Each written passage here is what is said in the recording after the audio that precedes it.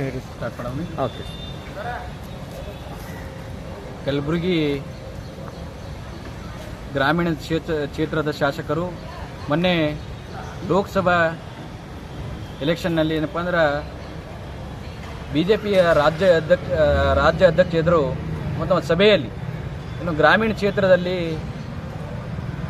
ಕಾಂಗ್ರೆಸ್ ಅಭ್ಯರ್ಥಿಗೆ BJPಗಿಂತ 10 ವೋಟ್ ಜಾಸ್ತಿ ಬಿದ್ದರೆ ಏನಪ್ಪ ಅಂದ್ರೆ ತಮ್ಮ ಕ್ಷೇತ್ರಕ್ಕೆ ತಮ್ಮ ಶಾಸಕ ಸ್ಥಾನಕ್ಕೆ ಏನಪ್ಪ ಅಂದ್ರೆ ರಾಜೀನಾಮೆ ಕೊಡ್ತೀನಿ ಅಂತ ಅವ್ರು ಹೇಳಿದರು. ಏನಪ್ಪ ಅಂದ್ರೆ ಇವತ್ತು ಕಲಬುರಗಿ ಗ್ರಾಮೀಣ ಕ್ಷೇತ್ರದಲ್ಲಿ ಇವತ್ತು ನಮ್ಮ ಕಾಂಗ್ರೆಸ್ ಅಭ್ಯರ್ಥಿಯಾಗಿರುವ ರಾಧಾಕೃಷ್ಣ ಸಾಹೇಬರು 2077 ವೋಟ್ ಏನಪ್ಪ ಅಂದ್ರೆ ಇವತ್ತು ಲೀಡ್ ಆಗಿದ್ದಾರೆ. ಹೆಚ್ಚಿನ ಮತಗಳು ಏನಪ್ಪ ಅಂದ್ರೆ ತಗೊಂಡಿದ್ದಾರೆ. ಅದಕ್ಕೆ ಗ್ರಾಮೀಣ ಕ್ಷೇತ್ರದ ಎಲ್ಲ ಜನರು ಏನಪ್ಪ ಅಂದ್ರೆ ಇವತ್ತು ಕಾರ್ಯಕರ್ತರು ಜನರು ಅವ್ರೇನು ಹೇಳಿದಾರಲ್ಲ, ಅವ್ರೇನು ಮಾತಿನಂತೆ ನಡೀತಾರ, ಅವತ್ತೇನು ಒಂದು ಸಭೆಯಲ್ಲಿ ರಾಜ್ಯಾಧ್ಯಕ್ಷರ ಸಮ್ಮುಖದಲ್ಲಿ ಏನು ಅವ್ರೇನು ಮಾತು ಕೊಟ್ಟಿರು ಆ ಮಾತಕ್ಕೆ ಬದ್ಧ ಇರ್ತಾರ.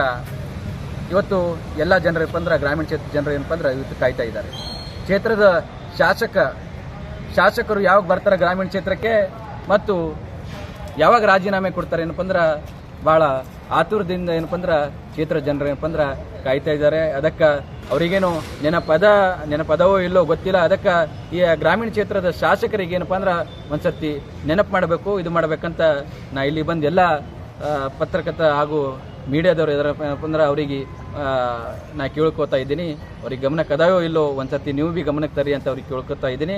ನಾ ಭೀ ಶಾಸಕರಿಗೆ ಹೇಳ್ತೀನಿ, ನೀವೇನು ಮಾತಿನ ಪ್ರಕಾರ ನಡೀತೀರಿ ಏನು ಮಾತಿನ ಪ್ರಕಾರ ನಡೆದರೆ ಯಾವಾಗ ರಾಜೀನಾಮೆ ಕೊಡ್ಲತ್ತೀರ ಅಂತ ಅವರಿಗೆ ಕೇಳಕ್ಕೆ ಇಷ್ಟಪಡ್ತೀನಿ. ಸರ್, ಚಿಕ್ಕಬಳ್ಳಾಪುರದಾಗೂ ಈಶ್ವರ್ ಪ್ರದೀಪ್ ಅವರು ಮಾತಾಡಿದರು ಕೆ ಸುಧಾಕರ್ ಅವ್ರ ಬಗ್ಗೆ. ಒಂದು ಓಟ್ ಹೆಚ್ಚಿಗೆ ಆದ್ರೂ ನಾನು ರಾಜೀನಾಮೆ ಕೊಡ್ತಾ ಇದ್ರು. ಆ ವಿಷಯ ಏನು ಹೇಳ್ತೀನಿ?